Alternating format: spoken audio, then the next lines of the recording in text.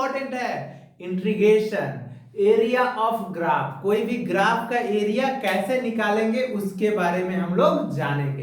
तो देखिए इंटीग्रेशन का मतलब ही होता है रिवर्स प्रोसेस ऑफ डिफरेंशिएशन। क्या बोले? Reverse process of differentiation. इसी को इंटीग्रेशन का हम लोग क्या बोलते हैं? Area of graph. क्या बोलते हैं बच्चे? Area of graph, graph. और इसी को हम लोग क्या बोलते हैं? Reverse process of differentiation. क्या बोलते हैं? Reverse process of differentiation.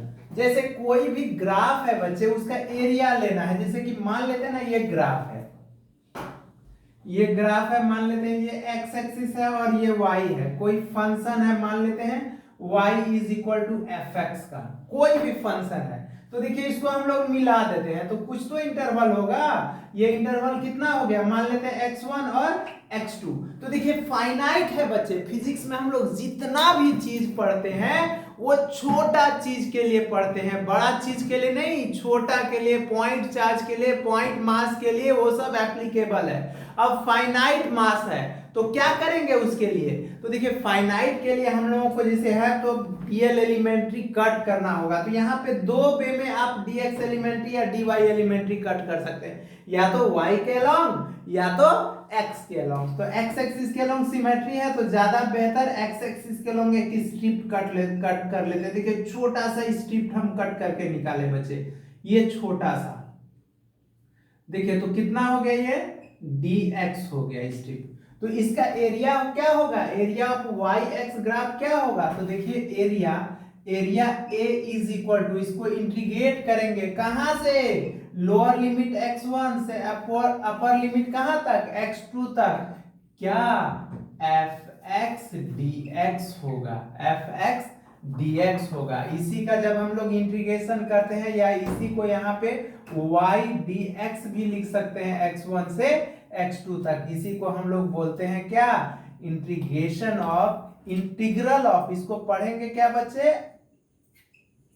Integral of f x d x पढ़ते हैं, integral of x F x d x. और इसको क्या बोलते हैं बच्चे? इंटीग्रेशन बोलते हैं, इंटीग्रेशन बोलते हैं। आया बात समझ में? तो integral of f x d x या एरिया ऑफ हम लोग क्या बोल सकते हैं? Y x graph, area of y x graph. आया बात समझ में? तो देखिए अगर हम लोगों को कोई भी ग्राफ दिया रहेगा, अगर फाइनाइट दिया रहेगा, तो उसमें कैसे डीएक्स एलिमेंट्री कट करेंगे? क्लियर है आप लोग को? तो क्या बोले? देखिए जहां से x1 से x2 जा रहा है, क्योंकि ये बड़ा वैल्यू है और ये छोटा वैल्यू है, तो ये लोअर लिमिट और ये क्या है बच्चे? Upper limit. इसीलिए लिए हम लोअर से अपर। जैसे देखिए ना किस टाइप से दिया रहेगा। यहां तक कोई दिक्कत है इंटीग्रेशन का? कुछ इंपॉर्टेंट इसका क्या है आप लोग का? कुछ इंपॉर्टेंट फॉर्मूला जो आप लोग को याद रखना होगा, रिमाइंड करना होगा, वो एमटीआर है। आया बात समझे बच्चे? मारो टोटल रट्टा है, जैसे रटना होगा, कैसे मीनिंग इसका हम लोग समझेंगे अच्छे से, ठीक है? एक एक चीज को समझेंगे। क्यों? क्योंकि ग्राफ इसके बाद हम पढ़ाने वाले बच्चे, जब ये सब नहीं पता रहेगा तो कैसे पता होगा ग्राफ से? क्योंकि जेईई मेंस नीट ये सब में ग्राफ आता है, इसलिए देखिए। तो इसको हम लोग क्या करेंगे बच्चे? इंपॉर्टेंट फॉर्मूला है, देखिए इसको एमटीआर बोलेंगे, एमटीआर मारो टोटल रट्टा, इंटीग्रेशन का, इंटीग्रेशन। तो देखिए इंटीग्रेशन में क्या होगा? इंटीग्रेशन ऑफ x पे पावर n dx। तो डिफरेंशिएशन में क्या था? देखिए तो डिफरेंशिएशन में था बच्चे, देखिए यहां डिफरेंशिएशन हम लिख रहे हैं dx पे पावर n बटे dx। तो क्या था? n x पे पावर n माइनस 1 होता था ना, पावर से मल्टीप्लाई और पावर में कम। लेकिन यहाँ पे क्या होगा? x पे पावर n प्लस 1 बटे n प्लस 1, अब प्लस यहाँ पे c होगा। क्यों c होगा बच्चे? c क्या है यहाँ पे? Where c is equal to जो है ना सम कांस्टेंट है, c is equal to constant of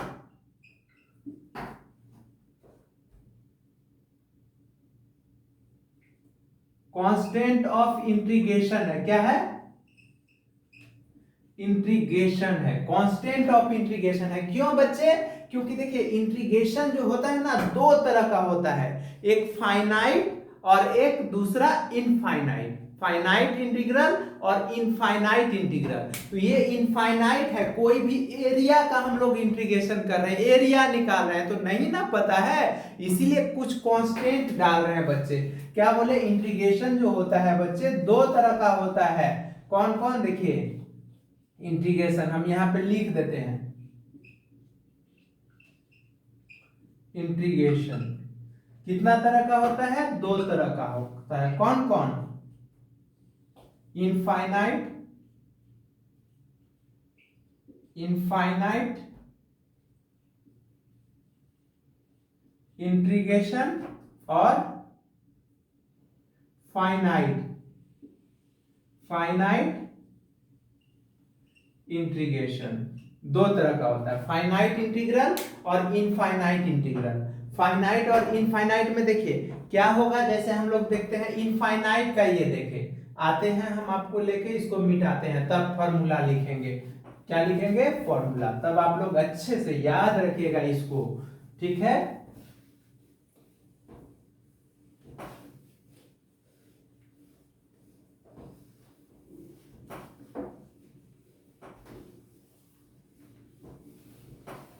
तो देखिए इनफाइनाइट इंटीग्रल में हम यहां पे लेते हैं, इसको इनफाइनाइट इंटीग्रल लेते हैं।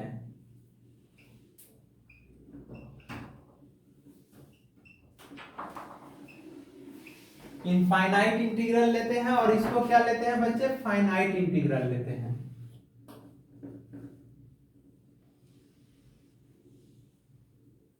और इसको लेते हैं फाइनाइट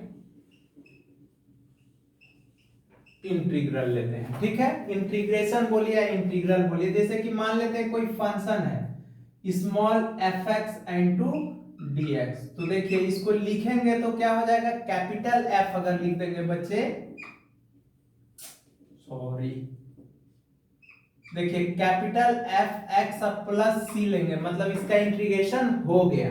आया बात समझ में? और देखिए सम कांस्टेंट लगाए, जहां पे हम क्या बोले? वेयर आर्बिटरी कांस्टेंट बोलते हैं, where c is equal to क्या? कुछ भी, सी के एल एम एन कुछ भी लगा सकते हैं आप। आया बात समझ में? तो c इज इक्वल टू क्या हो गया?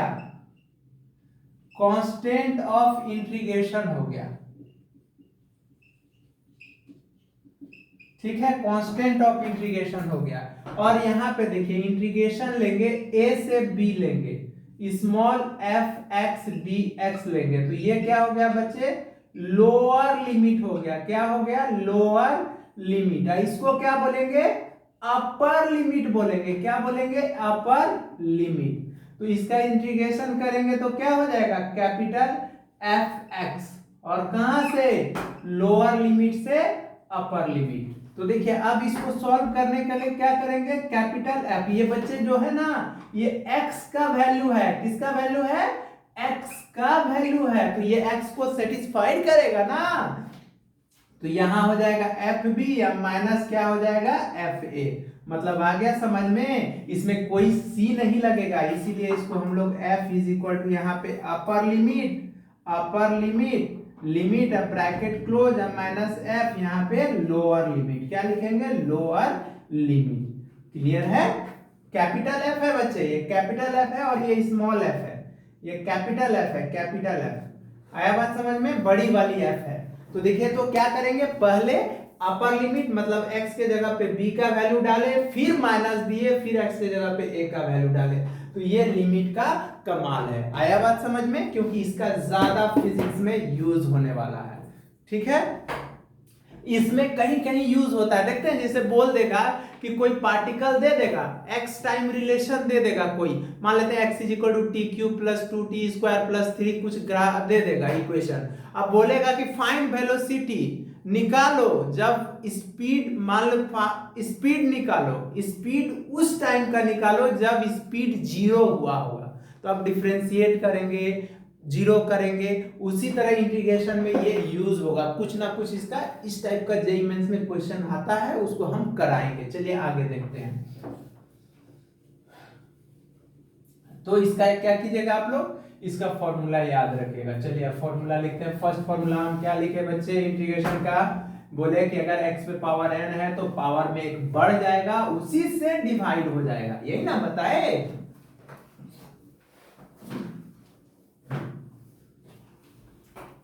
देखिए जैसे हम क्या बोले, हम बोले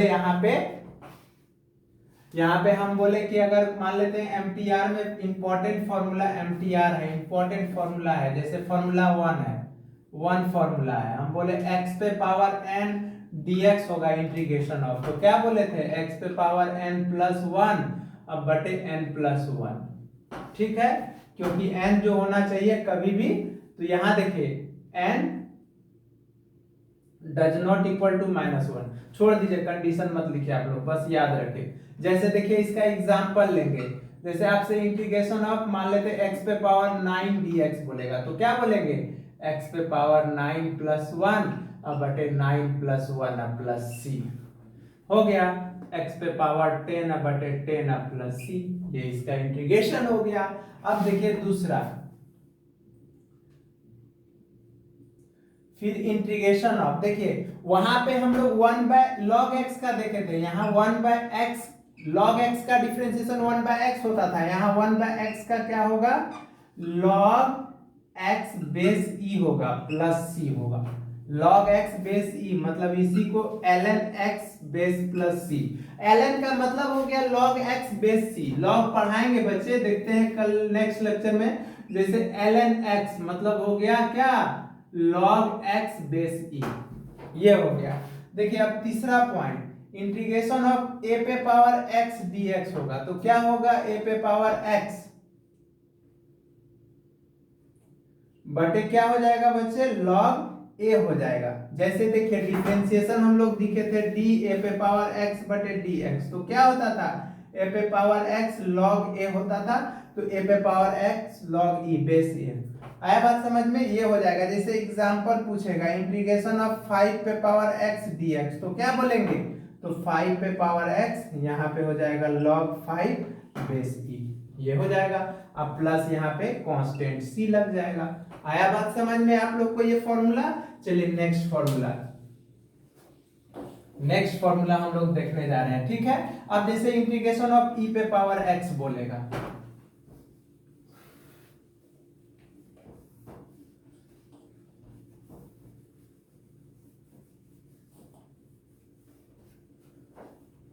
तीन नंबर हो गया था।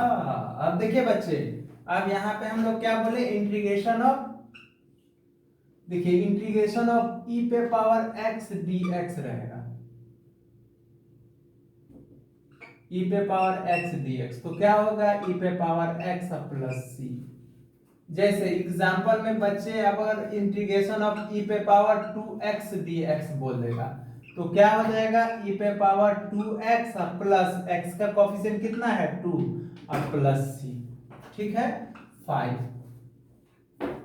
इंटीग्रेशन ऑफ, देखिए अगर कोई कांस्टेंट रहेगा इनटू dx रहेगा, तो कांस्टेंट बाहर आ जाएगा इनटू dx हो जाएगा, तो dx का आप क्या dx का याद रखिएगा, ये dx का आप लिख सकते हैं cx प्लस c।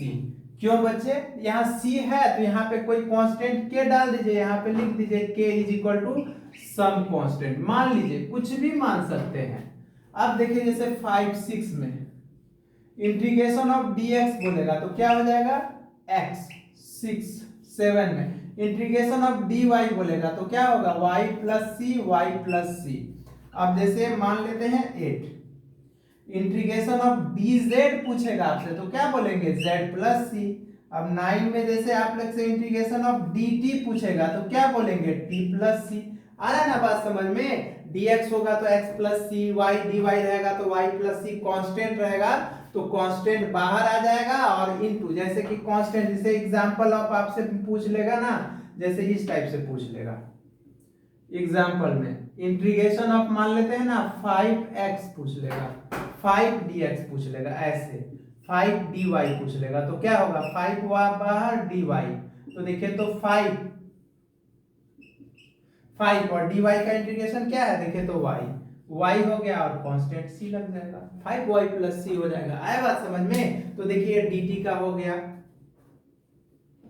चलिए नेक्स्ट हम लोग देखते हैं, मान लेते हैं अब ट्रिग्नोमेट्री फंक्शन में आप लोग से कोई पूछेगा, तब क्या करेंगे आप लोग, जैसे अब √2 का पूछ देगा तो √2 का क्या करेंगे आप लोग बच्चे, डायरेक्ट फॉर्मूला पे लगा देंगे। आते हैं क्वेश्चन पे,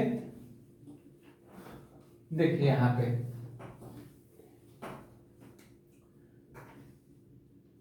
अब जैसे इंटीग्रेशन ऑफ आपसे ना पूछेगा बच्चे साइन एक्स dx का, तो क्या बताएंगे माइनस cos x प्लस सी।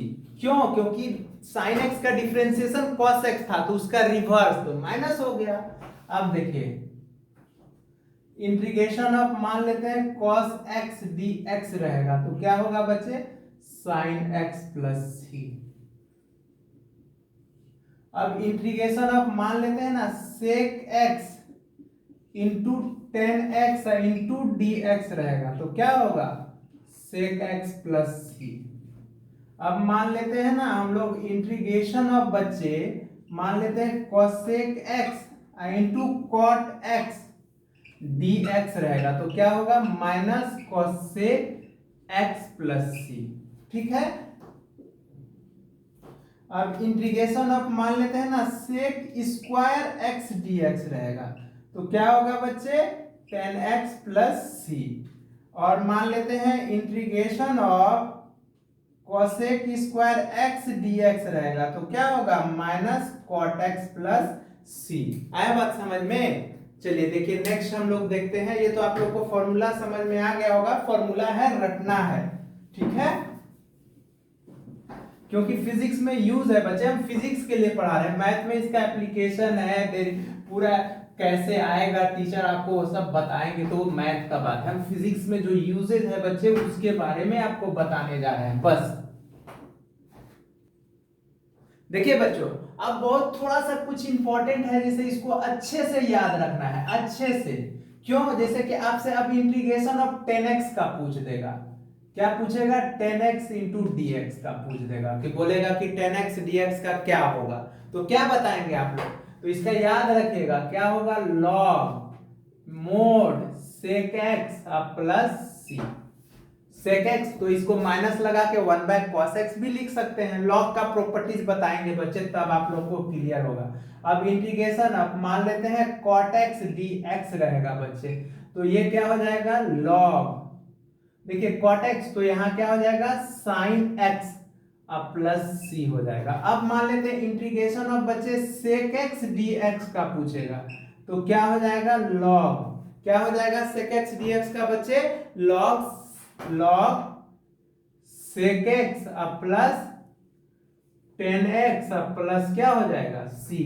अब देखिए इंटीग्रेशन ऑफ बच्चे हम लोग देख लेते हैं किसका cosec x का, किसका बच्चे cosec x का। देखिए integration of cosec x dx का तो क्या हो जाएगा log cosec x minus cot x अब प्लस c। ये याद रखिएगा, क्यों? क्योंकि ये थोड़ा सा एक्सेप्शन था, ये MTR है, मार लीजिएगा रट्टा। क्योंकि देखिए हम इंटीग्रेशन का जो भी फॉर्मूला था बच्चे वो आप लोग को बता दिए इंटीग्रेशन का। इस पे एक क्वेश्चन हम लोग देख लेते हैं किस टाइप से क्वेश्चन आएगा। जैसे देखते हैं आप लोग, जैसे कि एक क्वेश्चन दे देगा जैसे कि इसी टाइप का हम फिजिक्स से का ले लेते हैं एक, जैसे फिजिक्स में बोल देगा ना कि इफ, जैसे इफ एक क्वेश्चन दे देगा ऐसे, इफ बोलेगा if v is equal to बोल देगा ना कि टी स्क्वायर प्लस टी अब प्लस 1 है, ये है मीटर पर सेकेंड है। ठीक है, बोल दिया कि फाइंड डिस्टेंस एट t बराबर 1 सेकेंड से टू t बराबर कितना सेकेंड पे 2 सेकेंड पे, ये क्वेश्चन दे दिया। तो देखिए तो अब हम इसके लिए देखिए हम थोड़ा सा आप लोगों को नहीं पढ़ाए हैं लेकिन हम थोड़ा सा यूज कर रहे हैं बच्चे, पढ़ाएंगे तो देखिए v इज इक्वल टू क्या होगा फॉर्मूला ds बटे dt, यही ना होता है स्पीड का rate of change of distance with respect to time. तो यहाँ पे ds इज इक्वल टू हम लोग क्या लिख सकते हैं v dt। अब देखिए इंटीग्रेटिंग बोथ साइड, दोनों तरफ इंटीग्रेट करें तो ds का इंटीग्रेशन क्या हो जाएगा s, और v का वैल्यू कितना है देखिए तो T square plus T plus 1 into कितना हो गया dt। कहाँ से 1 से लोअर लिमिट 1 है, अपर लिमिट 2 है। अब देखिए इसको अलग अलग कर रहे हैं, तो इसको टी स्क्वायर dt 1 से 2, फिर देखिए dt से मल्टीप्लाई करके फिर यहाँ t है तो t dt कितना 1 से 2, अब फिर यहाँ पे 1 dt तो 1 बाहर आ गया dt 1 से 2। देखिए तो अब इसका इंटीग्रेशन करेंगे, तो इसका इंटीग्रेशन क्या होगा बच्चे, देखिए तुरंत ऊपर मिटा देते हैं। कितना इजी, देखिए बस कुछ नहीं है, बस हम v equal to d s बटे डी टी किए और इसको dt को इधर कर दिया, दोनों तरफ क्या कर दिया इंटीग्रेट कर दिया, लोअर लिमिट से अपर लिमिट पुट कर दिए। आया बात समझ में। अब देखिए यहाँ पे हम पुट करने जा रहे हैं, तो s इज इक्वल टू क्या हो जाएगा बताइएगा, तो देखिए t पे पावर 2 है तो बताया था ना इंटीग्रेशन 2 प्लस 1 जितना पावर होगा उससे डिवाइड हो जाएगा ऐड होके। देखिए ये 1 से 2, फिर प्लस इस पे पावर कितना है 1 है तो t पे पावर 1 प्लस 1 अब बटे 1 प्लस 1, ये हो गया 1 से 2। फिर dt का क्या हो जाएगा t हो जाएगा कितना 1 से 2। आया बात समझ में। तो देखिए तो 1/3 तो बाहर आ जाएगा, यहाँ t क्यूब हो जाएगा 1 से 2 और यहाँ 1/2 बाहर आ जाएगा, ये t स्क्वायर हो जाएगा 1 से 2 और ये हो जाएगा t 1 से 2। आप देखिए तो upper limit lower limit put कर देंगे, बोले थे ना अभी t का वैल्यू है तो अपर लिमिट कितना है 2 का क्यूब अब माइनस 1 का cube, upper limit minus lower limit फिर प्लस 1/2। देखिए अब अपर लिमिट 2 है, यहाँ पे 2 का स्क्वायर स्क्वायर है तो स्क्वायर फिर माइनस 1 का स्क्वायर, फिर क्या होगा प्लस 2 माइनस 1। ठीक है, अब देखिए इसको और सॉल्व करने जा रहे हैं हम लोग। अब देखिए बच्चे तो क्या होगा बताइए आप लोग, देखिए तो 1/3 और ये कितना होगा 8 माइनस 1 अब प्लस ये 1/2 कितना हो जाएगा 4 माइनस 1 अब प्लस 1 तो कितना हो जाएगा यहाँ पे बताइए 7/3 अब प्लस कितना हो जाएगा 3/2 अब प्लस 1। एलसीएम ले लीजिए ना, कितना एलसीएम आएगा 6 आएगा। 6 देखिए 6 3 से डिवाइड करेंगे 2 बार में तो 14 और 2 से करेंगे 3 बार में 9 और प्लस 6 देखिए तो ये 15 क्या हो गया 15 और प्लस 14 अब बाय 6 कितना हो गया 9 to 29/6 मीटर, यही तो आ गया डिस्टेंस। कितना इजी था, बस अपर लिमिट और लोअर लिमिट को अच्छे से पुट करना था। तो ये बच्चे हम इंटीग्रेशन का जो भी इंपॉर्टेंट